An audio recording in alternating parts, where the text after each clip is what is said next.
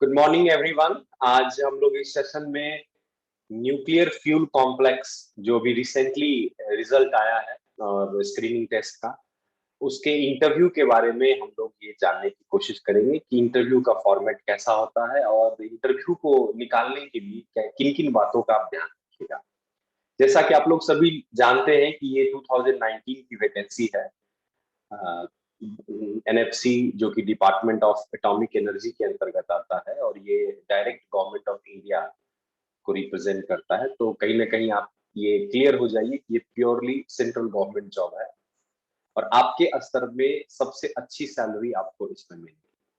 हालांकि इसके अलावा भी बहुत सारे पहलू हैं जिसपे हम अभी बारीकियों से चर्चा करेंगे, लेकिन अभी सबसे पहले मैं आपको ये बता दूं कि इस इंटरव्यू में एक चीज जो है थोड़ा सा अनयूजुअल पाया गया है, वो ये है कि इसमें जो स्क्रीनिंग टेस्ट का जो रिजल्ट दिया है वो काफी ज्यादा दिया है।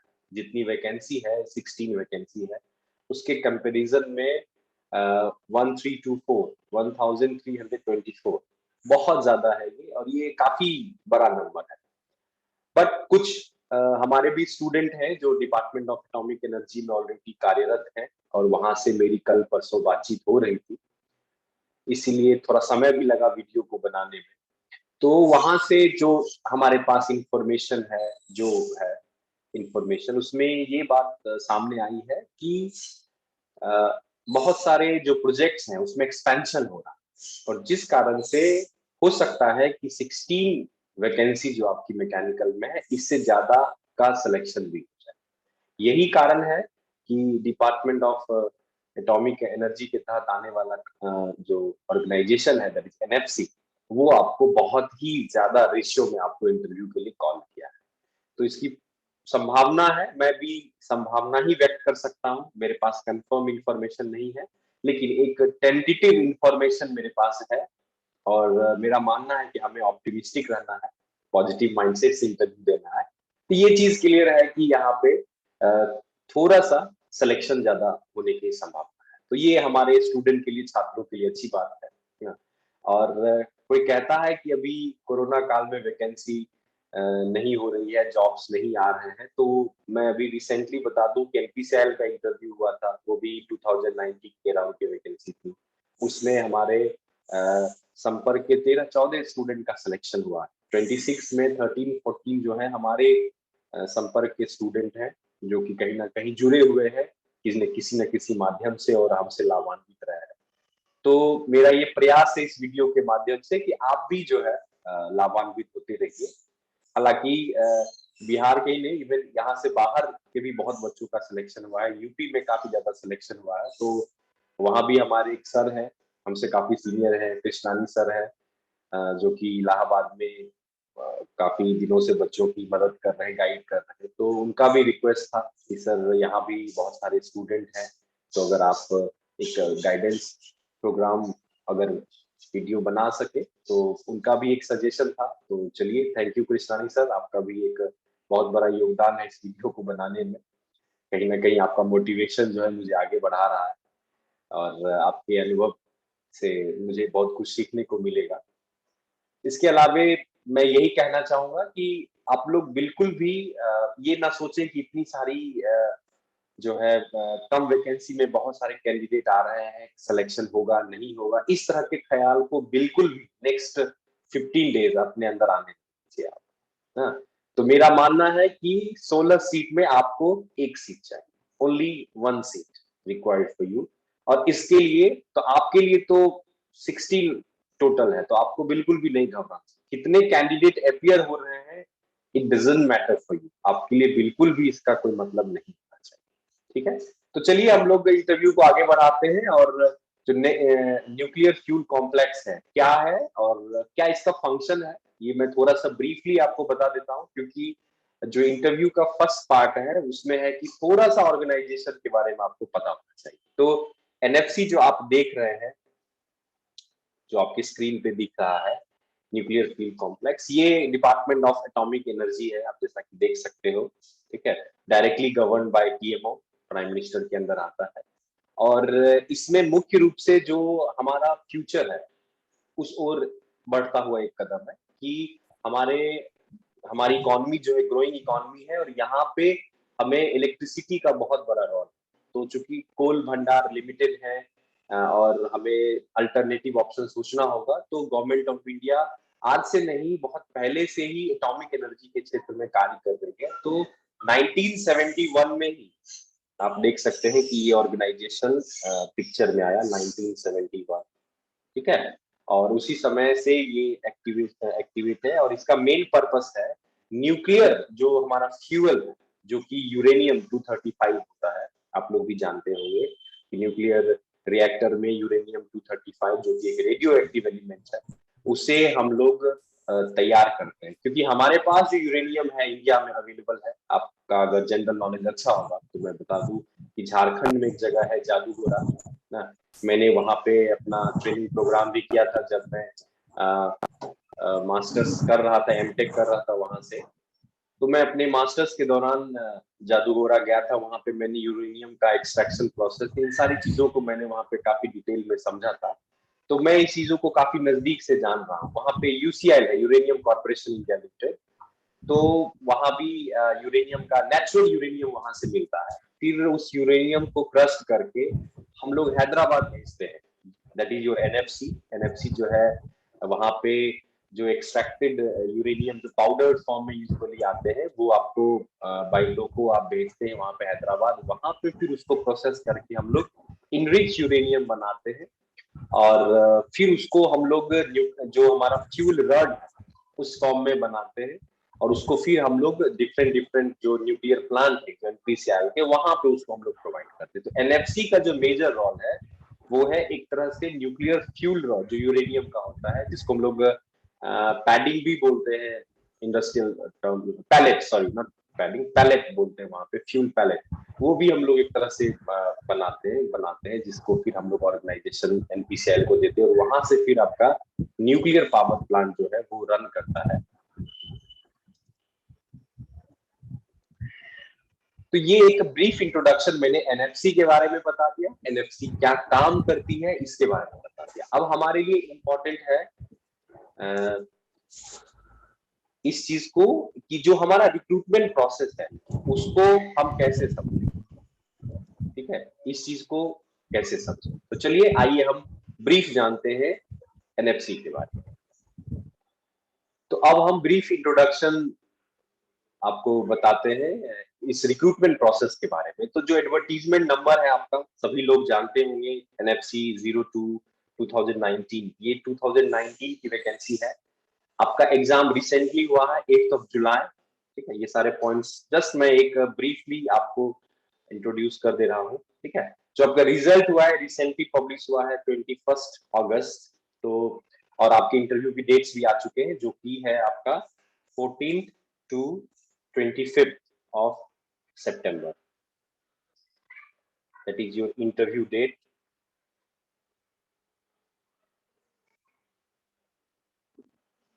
चलिए, तो ये एक विंडो आपको दिया गया है आपके रोल नंबर के मुताबिक। हर एक दिन मैंने देखा है 100 to 150 स्टूडेंट के राउंड सबका इंटरव्यू है। तो जिसका जिस दिन होगा आप अपने ट्रैवलिंग को सबसे पहले कंफर्म कर ले, अपने जो भी कैसे ट्रैवल आपको करना है, क्योंकि वहां आपको जाना है हैदराबाद। तो अपने देख लीजिए, बीच में और भी एक दो एग्जाम्स हैं, बहुत लोगों का क्रैश हो रहा है, तो उसको भी आप लोग मैच कर लीजिए। आपकी जो वैकेंसी एडवर्टीजमेंट में मेंशन है वो है 16, ठीक है। और ये आपका कोड है 21901। ये सब बेसिक इंफॉर्मेशन है। और जो सिलेक्टेड कैंडिडेट्स है, जो रिजल्ट एनएफसी ने डिक्लेयर किया है, वो टॉप 1324 स्टूडेंट का है ना। मैं ये नहीं कहूंगा कि ये कम है ज्यादा है, जितने भी स्टूडेंट अपियर हुए हैं उसमें से जो टॉप 1324 स्टूडेंट है उनका सिलेक्शन हुआ है, उनका नाम है ना। और आप लोग जान रहे हैं कि जो एग्जामिनेशन था, रिटन एग्जामिनेशन, वो स्क्रीनिंग प्रोसेस था। मतलब उसके मार्क्स का कोई वेटेज नहीं है, जस्ट वो भीड़ को कम करने के लिए था। तो अब जो लोग जाएंगे तो उनका पूरा जो सिलेक्शन प्रोसेस होगा वो फुल्ली इंटरव्यू बेस्ड पे होगा। तो आपके लिए इंटरव्यू काफी अहम रोल निकालता है। अभी मैं मान के चल रहा हूँ कि लेट सपोज आपका सिलेक्शन हो जाता है, इमेजिन कर लीजिए, अच्छा सोचने में कोई बुराई नहीं है। तो मान लीजिए कि आपका सिलेक्शन हो गया है, और अब आप उसके बाद क्या करेंगे। बहुत लड़कों के मन में प्रश्न होता है, क्योंकि गोल आपका क्लियर होना चाहिए। कि हम कर क्या रहे हैं और इसके बाद हम क्या करेंगे। ठीक है, तो इसके बाद आपकी पोस्टिंग होगी बार्क में। ठीक है, भाभा एटॉमिक रिसर्च सेंटर, जो वहाँ जो मेनली हमारा सारे स्टूडेंट्स का ट्रेनिंग होता है, जो कि मुंबई हेडक्वार्टर और शक्ति नगर में है, वहाँ पे बार्ग और एनपीसीएल का हेडक्वार्टर है, वहाँ पे आपको रखा जाएगा। तो 6 महीना जो है थ्योरेटिकल ट्रेनिंग आपकी होगी। ठीक है, थ्योरेटिकल ट्रेनिंग होगी जिसमें कि बहुत सारा चीज आपको बताया जाएगा एडिशनली, और उसके बाद फिर 1.5 ईयर कह लीजिए, लगभग 18 मंथ आपको ऑन जॉब ट्रेनिंग होगा। और जहां पे आप ऑन जॉब ट्रेनिंग करेंगे, मान लीजिए कि वहीं पे आपको एब्जॉर्ब कर लिया जाएगा। तो आपको जो फर्स्ट 6 मंथ है वो बार में डायरेक्ट मुंबई में भी ट्रेनिंग हो सकता है, या कलपक्कम एक जगह है आईजीसीआर का, वहां पे भी आपको भेजा जा सकता है। वो जैसा ट्रेनिंग शेड्यूल रहता है उसमें आपको कहीं भी भेज के आपको 6 महीने बहुत प्यार से पढ़ाया जाएगा, और इसके लिए आपको स्टाइपन भी मिलेगा 16,000 rupees per month first year में। और जब सेकेंड ईयर में आप जाएंगे तो ये 18,000 जाता है। तो कहीं से भी अभी आप इम्प्लॉय नहीं हुए, you are trainee only, stipend trainee, यही आपका पोस्ट का नाम भी है जो कि मेंशन है।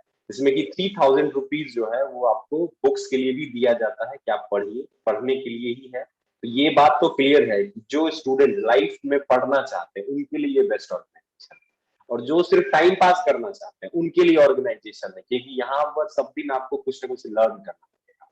तो बहुत ही लिक्रेटिव जॉब है ना, सब लोग यहाँ जा भी नहीं पाते हैं, जाने के लिए काफी मेहनत है, तो मेंटली प्रिपेयर होके जाए, काफी रॉयल जॉब में आप जा रहे हैं।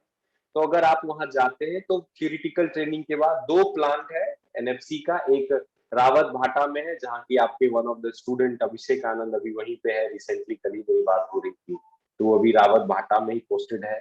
He was sharing his experience, बहुत ही अच्छा एक्सपीरियंस है।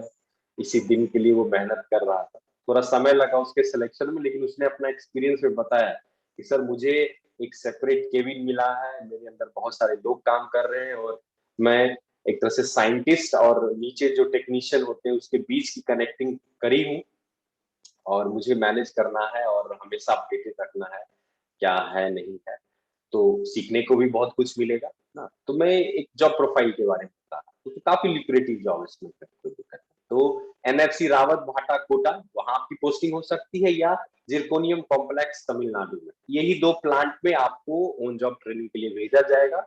आपको कौन सा मिलता है वो आपके टेस्ट रिजल्ट्स पे और आपके चॉइस पे होगा, जैसा आपका परफॉर्मेंस होगा वैसा आपको एक तरह से समझ लीजिए कि भेज दिया जाएगा। तो ये जो आप देख रहे हो ये आपका एक तरह से फ्यूचर पोजीशन है। ठीक है, कि आप कहाँ जाएंगे। ठीक है, जब आप ट्रेनिंग में है तो आपका पोस्ट जो है that will be your stipend training, और जैसे ही आपका 2 इयर्स कंप्लीट हो जाता है, जिसमें 50% मार्क्स 60% मार्क्स लाके जस्ट पास आप हो जाते हैं इसकी ऑन जॉब ट्रेनिंग और क्रिटिकल ट्रेनिंग में, तो फिर आपको एब्जॉर्ब कर लिया जाता है। तब आपका जो एक्चुअल डेजिग्नेशन होगा वो होगा साइंटिफिक असिस्टेंट कैटेगरी सी। ठीक है, जो कि समझ लीजिए ये जो पद है वो जूनियर इंजीनियर के इक्विवेलेंट है in other organization, right. PSU में इसे अलग नाम देंगे, इसरो में इसका नाम टेक्निकल असिस्टेंट हो जाता है, डीआरडीओ में इसका नाम टेक्निकल असिस्टेंट हो जाता है, डिपार्टमेंट ऑफ एटॉमिक एनर्जी इसको साइंटिफिक असिस्टेंट बोलते हैं। ठीक है, तो ये टर्मिनोलॉजी है, लगभग जो है सभी इक्विवेलेंट की पोस्ट है। किसी आप ऑर्गेनाइजेशन में जाते हैं तो आप बहुत ही टॉप क्लास के जॉब में, इसमें कहीं कोई दिक्कत नहीं। ट्रेनिंग पीरियड आपका 2 साल का है, स्टाइपेंड मैंने बताया 16,000 18,000 है। हाँ, जब आप एब्जॉर्ब हो जाएंगे तो you will be in the level 7 of पे मैट्रिक्स इन 7th सीपीसी, जो अभी 7वां वेतन आयोग चल रहा है उसमें लेवल 7 होगा। और मैं बता दूं कि आप अभी जिस जिस पोस्ट के लिए तैयारी कर रहे हैं जितने भी, क्योंकि हमारे मैक्सिमम ऑडियंस जो है यहाँ पे डिप्लोमा स्टूडेंट है, तो आप जो है ये तय कर लीजिए कि इससे ज्यादा बेसिक आपको किसी भी जॉब में नहीं मिलेगा। ये एक तरह से आप कह सकते हो कि मैक्सिमम पे इन योर लेवल, मतलब आप जिसकी तैयारी कर रहे हैं उसमें ये मैक्सिमम पे आपको मिल रहा है। मैं एक रफली आइडिया देता हूं कि जब आप एब्जॉर्ब होंगे तो आपको सैलरी कितनी मिलेगी। तो बेसिक जनरली आपका ईयरली 45,000 के राउंड है। डीए जो उस वक्त होगा ना, जैसे अभी डीए 28% के राउंड है, तो अगर मैं मानता हूं कि आपका सिलेक्शन होता है 2 साल है, तो 2 साल में 4-5 बार 4 बार डीए बढ़ेगा। तो अगर 3 भी पकड़ते हैं तो एवरेज 12% बढ़ता है, तो नियरली 40% के अराउंड, तो आप 45,000 का 40% ऐड कर दीजिए। प्लस आप जिस सिटी में रह रहे हैं उसका एचआरए भी होगा। बट मुझे उम्मीद है कि एचआरए आपको नहीं मिले, क्योंकि इन सब ऑर्गेनाइजेशन के बहुत ही खूबसूरत टाउनशिप होते हैं, सारी सुविधाएं होती है, तो आपको रहने के लिए क्वार्टर, ये सारी चीजें वहां पे मिलेंगी। तो एचआरए मुश्किल है, लेकिन हाँ कुछ अलाउंसेस और मिलते हैं, तो approximately you can expect 70,000 around your gross salary. फिर इसमें अगर आपका इनकम टैक्स कुछ कटना होगा, कुछ एनपीएस या जीपीएफ कटता है, जो भी है जिस ऑर्गेनाइजेशन में, कुछ डिडक्शन होंगे। और तो in hand salary you can imagine nearly 60,000 के अराउंड आपको मिलेगा। और अगर आप ओवर टाइम वगैरह करते हैं कुछ, उसमें भी और आपके सैलरी में इजाफा हो जाएगा। तो मैं समझता हूँ कि डिप्लोमा लेवल पे बहुत ही हैंडसम सैलरी है, इससे ज्यादा आपको कहीं नहीं मिल सकता है। और एक prestigious organization department of atomic energy में कार्य करना अपने आप में गौरव की बात है। तो पैसा भी है, गौरव भी है, सुविधाएं भी है, तो ऑलमोस्ट बेस्ट है। इसीलिए अब आप कहोगे कि सर मुझे ये सब क्यों आप बता रहे हैं? मैं इसलिए बता रहा हूँ, इस बात का ध्यान रखिए आप, कि अगर ये आपके दिमाग, कहीं ना कहीं हमारे छात्र के दिमाग में ये चीज होना जरूरी है कि मुझे मिलने क्या वाला है। अगर आपको आउटपुट का अनुमान लगा सकते हैं आप कि मुझे किस लेवल तक जो है मेरी लाइफ चेंज होने वाली है, अगर आप इसमें आपका सिलेक्शन हो जाता है, तो आपकी लाइफ सीधे आप जंप कर जाओगे ना। आपको पता है कि आपका लेवल अभी क्या है, और आप किस लेवल में चले जाओगे आप यकीन नहीं मान सकते हो। तो ये बहुत अच्छा अपॉर्चुनिटी है। मैं कहूंगा कि अपना आप बेस्ट लगा दीजिए, 100% दीजिए, जी जान लगा दीजिए। अभी भी 15 डेज है, 15 डेज बहुत होता है। 15 इंटू 24 अगर आप कैलकुलेट करेंगे, उतना आवर है ना। आप जो है बस 6 से 7 घंटा सोइए, बाकी पूरा काम एनर्जी अपना पढ़ाई में लगा दीजिए। अब आपके मन में ये सवाल उठ रहा होगा कि सर हम कैसे पढ़ें, 15 दिन में क्या मैकेनिकल इंजीनियरिंग खत्म हो सकता है क्या?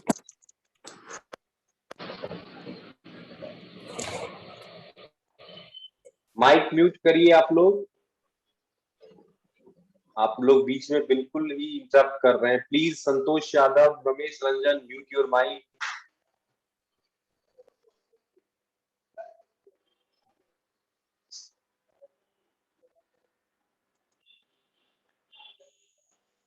तो मेरा मानना है कि अगर आपने इसमें अपना 100% लगा दिया, पूरे दिलो जान से आप इसमें जुड़ गए, तो ये एग्जाम कुछ भी नहीं है, आप डेफिनेटली इसको निकाल दीजिएगा। ठीक है। अब सवाल ये उठता है कि कम समय में आप कैसे निकालें। तो मेरा जो अपना एक्सपीरियंस है, हमारे बहुत सारे छात्र ऐसे ऑर्गेनाइजेशन में काम कर रहे हैं, 200 प्लस स्टूडेंट्स ऑलरेडी वर्किंग है डिफरेंट डिफरेंट ऑर्गेनाइजेशन में। रिसेंटली अभी एनपीसीएल में लोगों का रिजल्ट हुआ है, उससे पहले हेवी वाटर में बच्चे गए हैं, बार्क में है, डीआरडीओ में है। तो डीआरडीओ वगैरह में तो इंटरव्यू नहीं होती, लेकिन जो भी डिपार्टमेंट ऑफ एटॉमिक एनर्जी का है, बिना इंटरव्यू के आपका उसमें सिलेक्शन नहीं होगा। तो उन सारे एक्सपीरियंस को मैं एक्यूमुलेट करते हुए मैं कुछ आपको सजेशंस देना चाहूंगा। ध्यान रखिए, ये व्यक्तिगत सजेशन है मेरा, जो मैं अपने एक्सपीरियंस पे बता रहा हूँ। ठीक है। आपको अच्छा लगे तो आप इसको फॉलो करिए। आप मेरी बात से अगर नहीं सहमत है तो कोई दिक्कत नहीं है। जरूरी नहीं है कि जो मैं बता रहा हूँ, जो मैं एंटिसिपेट कर रहा हूँ, वो एकदम करेक्ट ही। ठीक है। तो इट्स अप टू यू ना। चूंकि मैं ये मेरा मानना है कि किसी चीजों को मानना और उसको फॉलो करना, ये पूरी तरह से जो है आपका व्यक्तिगत मुद्दा होता है। तो बिल्कुल जो है इस चीज को आप ध्यान रखिए। अब हम लोग एज और फिजिकल क्राइटेरिया की बात करते हैं, क्योंकि आपने इंटरव्यू लिस्ट अगर देखा होगा तो वहां पे एक फिजिकल टेस्ट भी आता है।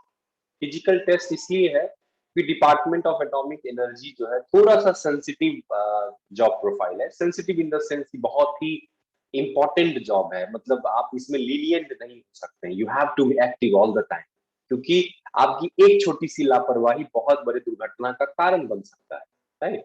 तो इसीलिए थोड़ा सा फिजिकल फिटनेस वो लोग ज्यादा इस चीज को प्रेफर करते हैं। ठीक है। क्योंकि न्यूक्लियर एनर्जी को डील आप कर रहे हो, हालांकि फैक्टर ऑफ सेफ्टी बहुत ज्यादा वहां पे रहता है, हर एक लेवल पे सिक्योरिटी है। तो ये आप मत सोचिएगा कि इस ऑर्गेनाइजेशन में जाएंगे तो कहीं हम मर ना जाए, बच ही ना पाएंगे, ऐसा कुछ भी नहीं है। लोगों को भ्रम होता है कि रेडिएशन के बीच में रहूंगा तो मैं कभी पापा नहीं बन पाऊंगा। ऐसे भी हमारे कुछ छात्र थे जिन्होंने अपना ये डाउट मेरे से शेयर किया कि सर मुझे कुछ लोग बता रहे थे कि रेडिएशन के मैं बीच में रहूंगा तो पापा भी नहीं बन पाऊंगा, तो ऐसी जगह जाके सर क्या फायदा, जिंदगी का आनंद भी खत्म हो जाएगा। तो मैं आपको बता दूं, ऐसी कोई बात नहीं है, ये भ्रम है आपका। इस तरह की कोई संभावना नहीं होती है। आप जितना सोच नहीं सकते उससे कई गुना ज्यादा वहां पे फैक्टर ऑफ सेफ्टी होता है। बहुत ही हायर लेवल का फैक्टर ऑफ सेफ्टी होता है, क्योंकि जिन्होंने भी इस चीज को डिजाइन किया, जो लोग वहां काम कर रहे हैं, वो बेवकूफ तो है नहीं, दे आर वेरी स्मार्ट। ठीक है, तो इस तरह का भ्रम अपने दिमाग में बिल्कुल भी नहीं रखना। इसीलिए फिजिकल स्टैंडर्ड थोड़ा सा मैच करना चाहिए, जिसमें कि आपने जब फॉर्म भरा होगा तो आपका जो एज लिमिट है, देख लीजिए ना, अगर आप यूआर कैटेगरी में है, ईडब्ल्यूएस में है, तो 18 से 24 होना चाहिए था। अगर आप एससी एसटी कैटेगरी में है तो 18 से 29 के बीच होना चाहिए, और अगर ओबीसी में है तो 18 से 27 के बीच में होना चाहिए। तो डेफिनेटली मुझे उम्मीद है आप लोग फॉर्म भरे होंगे, इन सब चीजों को आपने देखा है। ठीक है, फिर थोड़ा सा हाइट वेट को लेके है कि मिनिमम स्टूडेंट के लिए जो है 152 सेंटीमीटर और 148 सेंटीमीटर गर्ल्स कैंडिडेट के लिए। ठीक है, बीएमआई जो है वो आपका बता रहा है 18.5 से 25 के बीच, बट अगर थोड़ा प्लस माइनस है तो फिर भी एक्सेप्टेबल है, आपको इंटरव्यू देने दिया जाएगा, इसके लिए घबराना नहीं है। तो मुझे लगता है 27.5 से ज्यादा बीएमआई बहुत कम लोगों का होगा। ठीक है ना, जनरली सब लोग इस रेंज में आ जाएंगे, तो ये भी नहीं। हाँ, विजन एक इंपॉर्टेंट फैक्टर है, क्योंकि बहुत लोगों का है, मेरे पास कुछ इश्यू आया है, तो आप देख लीजिए कि अगर आपका जो आई विजन है, पहला तो कलर ब्लाइंडनेस बिल्कुल भी नहीं होना चाहिए, अगर है तो आप जाइए भी मत, भूल के पैसा खर्च मत करिए, आपको डिस्क्वालीफाई कर। विजन में देख लीजिए 6/18 से अगर बेटर है, इतना ऐसे बेटर है तो जाइए। तो देख लीजिए, अगर फिजिकल स्टैंडर्ड आपका मैच नहीं हो रहा है तो बेवजह वहां जाना इस उम्मीद में कि मुझे शायद एक मौका मिल जाए, मेरा मानना है कि आप बेवकूफ